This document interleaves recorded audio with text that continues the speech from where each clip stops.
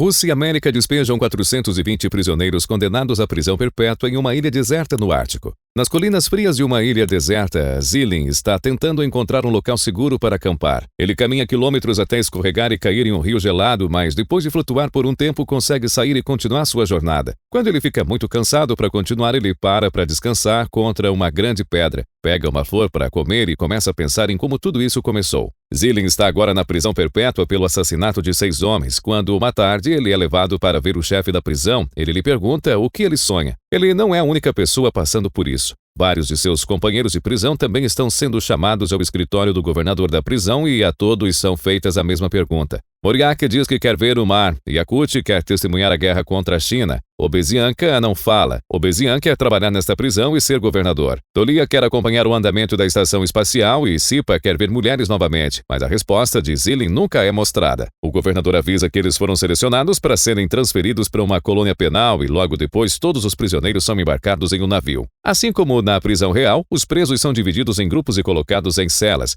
Embora Obezian haja como se fosse o chefe e até mata um homem para tomar sua cama. Quando a escotilha finalmente se fecha e o barco decola, os prisioneiros entram em pânico, pensando que tudo isso foi um truque para deixá-los morrer no mar. Conforme os homens começam a ficar violentos, Zilin se lembra de uma conversa que teve com Sipa na prisão. Sipa tem alguns problemas mentais graves e sempre desenhava na parede e falava besteira, mas naquele dia ele mencionou que o céu e o inferno não tinham mais assentos e um terceiro lugar semelhante a um purgatório sendo preparado para pessoas como eles. Zilin pensou que era mais uma bobagem de sempre, mas ele está começando a ver os méritos disso agora.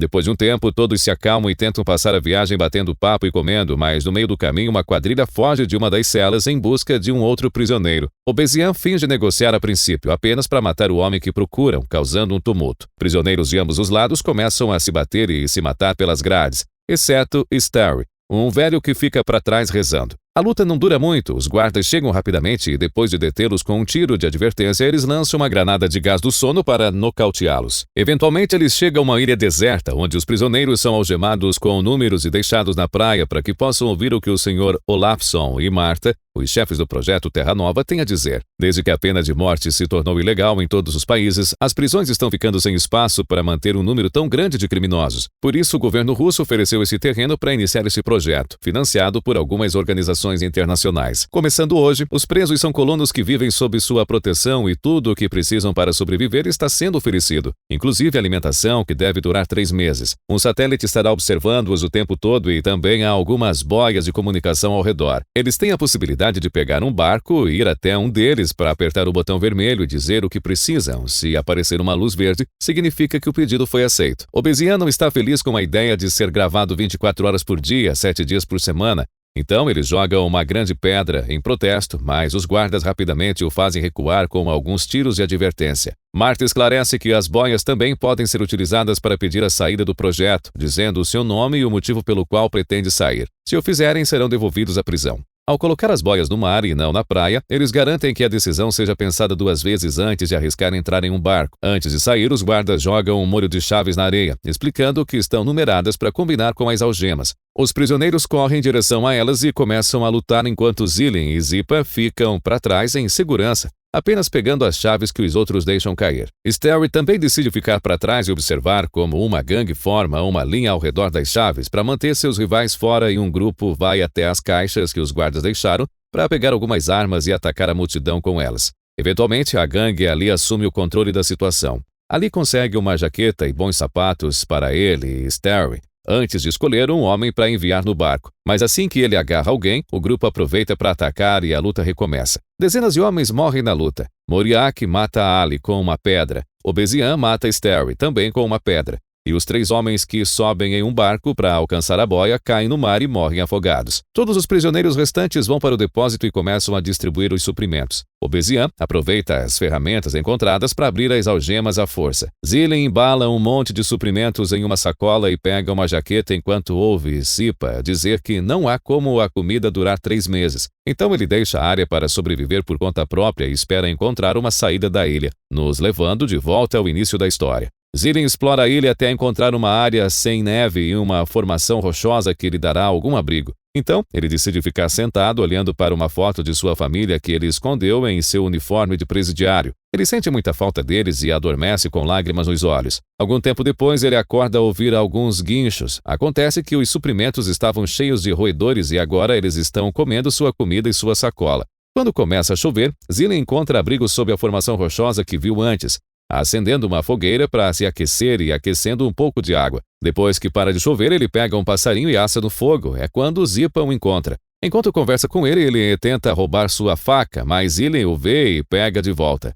Zipa oferece um pouco de sal que trazia consigo e a sua ajuda em troca de um pouco de carne, que Zillian aceita. Então Zipa vai pegar mais lenha e vê a foto da família de Zillian pendurada nas pedras, o que o faz mandar um beijo para a esposa de Zillian. Depois eles dividem o pássaro e, quando terminam de comer, Zipa caminha até a beira do penhasco, explicando que não pula porque está com muito medo. Ele pergunta a Zillian por que ele também não morre, e Zillian explica que é por causa de sua família. Eles estão mortos e ele quer ser enterrado ao lado deles, o que não pode acontecer se ele morrer na ilha. Os dois homens adormecem e quando Zillian acorda, descobre que Zipa roubou a foto para usá-la como inspiração para sua devassidão. Furioso, Zillian o espanca e o empurra do penhasco, mas Zipa não morre porque não cai no oceano, ele cai em um morro logo abaixo. Mas mesmo após esse desentendimento, os dois viajam juntos enquanto exploram a ilha. Zipa se diverte facilmente com o lixo que encontra na água enquanto Zillian tenta pescar, mas o único ser vivo que encontram na água é uma espécie de centopeia aquática que assusta Zipa e o faz gritar. Enquanto olha em volta, Zillian fica chocado ao encontrar de repente parte de um hidroavião entre as rochas. Basta subir um pouco mais a colina para encontrar o avião inteiro,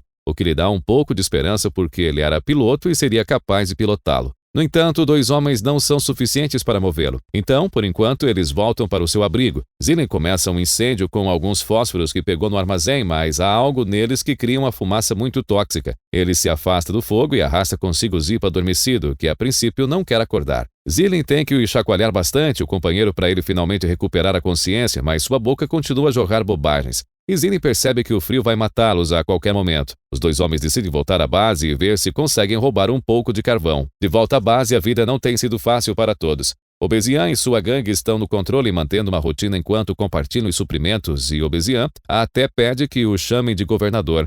Mas eles mantêm qualquer um que não esteja em sua equipe dentro do quartel. Eles só permitem que eles saiam para passear em uma área fechada, semelhante a prisões reais, enquanto Stonets grita com eles na torre de vigia. Quando são enviados de volta, eles precisam correr porque quem for o último é morto para ser usado como alimento depois. Zillian e Zipa conseguem alcançar a caixa de carvão e encontrar os restos de um incêndio.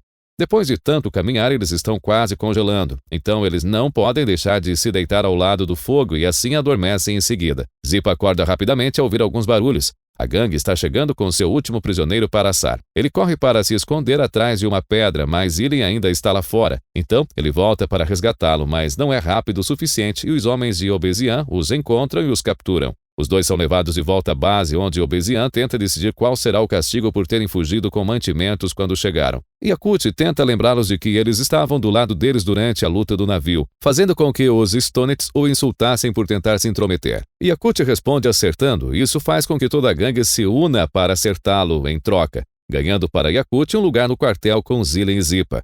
Eles andam um pouco e quando Stonets anuncia que é hora de voltar, Zillian fica para trás, mas Zipa volta e o arrasta para dentro com ele. Eles só podem assistir enquanto o último homem em pé é capturado e amarrado a um poste, e implorando por um pouco de água como seu último desejo. Então Zipa fica com pena dele e leva um copo aos lábios do sentenciado antes dele ser morto. Mais tarde, antes de dormir, o grupo discute a possibilidade de se rebelar. Eles não têm certeza porque pode ser perigoso, mas Sharam os convence de que vale a pena tentar. Na manhã seguinte, Tolia mostra ao Bezia Kant que ele instalou uma armadilha secreta em sua oficina para capturar qualquer ladrão em potencial. Depois que o grupo faz sua caminhada diária, Stonets tenta trazê-los de volta para dentro para começar o jogo mortal. Mas apenas 2 homens correm, o resto fica para trás e se junta, enquanto Yakut joga uma pedra em Stonets para calá-lo. Zillian vai até Obesian e faz um acordo. Se eles o deixar ir até a boia e pedir comida, ele lhe dirá a localização do avião que encontrou. Obesian aceita e abre o portão para deixá-los sair. Enquanto Tolia e Zillian vão com outros 2 homens no barco, Obesian pergunta a seus homens se eles sabem alguma coisa sobre Zillian, e é assim que ele descobre que ele era um piloto e que sua família morreu em um acidente de avião e que ele foi preso por matar despachantes de voo no aeroporto com um rifle. Tolia o lembra da existência do avião, mas Obesian também não acredita nisso. mas inspira o Obesianka a se mover com os braços abertos como um avião de brincadeira. Obesian acha isso uma distração e o agarra pelo pescoço, então Tolia aproveita a chance para atacá-lo por trás e matá-lo. Dois outros membros de seu grupo, a Murbeck e Arzanov, matam o resto de sua gangue e observam Stonitz fugir antes que possam pegá-lo também. Eles perguntam a Zilin o que fazer a seguir, e ele pede que libertem os homens do quartel porque jura que a comida está chegando e eles simplesmente não viram a luz porque estava quebrada. Os homens estão céticos sobre isso e o lembram agora que eles têm muitos corpos para se alimentar mais tarde, mas Tolia acha que eles deveriam ser enterrados. Zilin também o lembra do avião, então a Murbeck e Arzanov finalmente aceitam. Eles libertam os prisioneiros e avisam que vão esperar alguns dias até que a comida chegue, mas não vão mais usar uns aos outros como comida. Então todos precisam ficar calmos e cooperar. Eles também enviarão um grupo para resgatar o avião, que colocarão em um hangar que construíram e consertarão lentamente para escapar mais tarde. De repente, Sipa interrompe seus planos alegando que não há satélite enquanto escreve uma mensagem SOS usando areia e 3 corpos. Algum tempo depois, Stonitz retorna à base e, por causa das novas regras que dizem que eles precisam manter a paz, eles decidem ignorar o que ele fez com eles por enquanto e compartilhar sua comida com ele de qualquer maneira. Zilin guia um grupo de homens em direção ao avião e seus humores aumentam muito quando veem que ele está dizendo a verdade. Juntos, eles o desmontam para facilitar o transporte e carregam as peças de volta à base. Eventualmente, Marta chega à ilha com um bando de guardas. Eles usam gás para manter os homens afastados, mas permitem que Zilin venha falar com ela e discutir a lista de coisas que eles solicitaram. Ela está confusa sobre por que eles estão pedindo gasolina e ele explica que é para os geradores que deveriam ser movidos à energia eólica, mas não funcionam durante a noite polar. Na verdade, eles querem gasolina para o avião. Zilin aproveita para perguntar por que eles não respondem ao SOS de Sipa, e Marta explica que o satélite deles é do tipo infravermelho. Eles veem calor. Assim, eles podem localizar pessoas e fogo, mas não palavras. Ele também quer saber o que as pessoas estavam fazendo tão longe da base alguns dias atrás, e ele conta que estavam pescando. Eles não acreditam nele porque não há peixes na área. Então ele mente novamente e diz que eles estão comendo aquelas criaturas parecidas com centopeias, o que ela acha muito chocante. Eles também querem saber quantos dos 206 colonos originais restam, o que Zilin considera suspeito porque eles deveriam ser capazes de dizer com seu satélite. Ele diz que restam 87 e muitos estão doentes, mas ninguém quer abandonar o projeto e voltar para a prisão.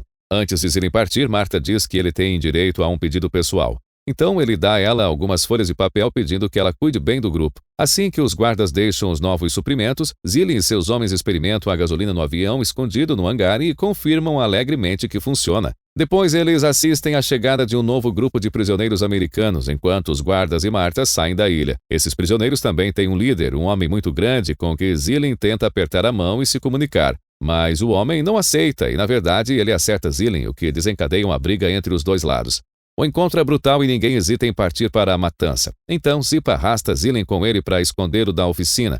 Um dos americanos tenta segui-los, mas cai na armadilha de Tolia e morre instantaneamente. Arzanov enfrenta o líder americano e é dominado, mas antes que ele possa ser morto, a Murbeck interrompe e mata o grande homem enquanto tudo ao redor deles pega fogo. Tudo isso está sendo observado pelos responsáveis pelo projeto. Quando eles percebem que a situação finalmente está fora de controle e que mais de 40% da colônia foi morta, Marta liga para o escritório central e é instruída a prosseguir com um código de comando secreto da ilha, que envia um bando de guardas para a ilha e que atiram em todos os prisioneiros enquanto Marta queima as cartas de Zilin. Felizmente, alguns homens ainda estão vivos por terem se escondido nas montanhas ou no hangar.